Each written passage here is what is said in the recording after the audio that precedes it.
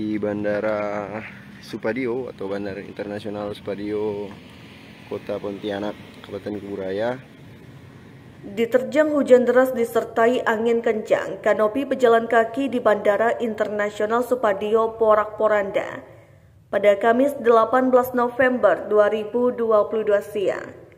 Terlihat atap kanopi bagi pejalan kaki di bandara tersebut berterbangan dan lepas dari tempatnya.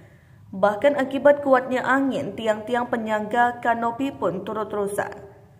Kasubsi Penmas Polres Kuburaya, Aibda Ade Surdiansyah menyampaikan bahwa peristiwa tersebut terjadi pada sekira pukul 11 waktu Indonesia Barat.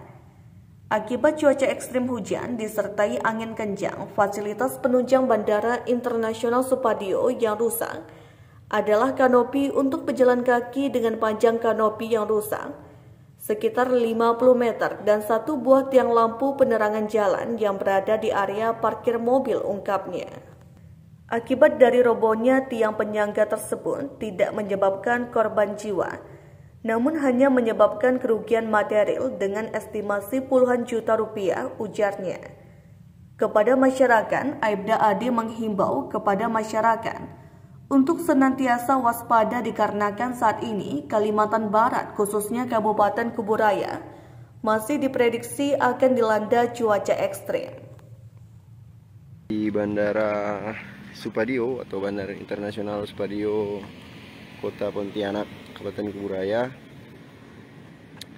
Dan tadi siang memang pasca angin kencang atau di... Terima kasih telah menonton. Jangan lupa like, share, subscribe, dan klik lonceng ya.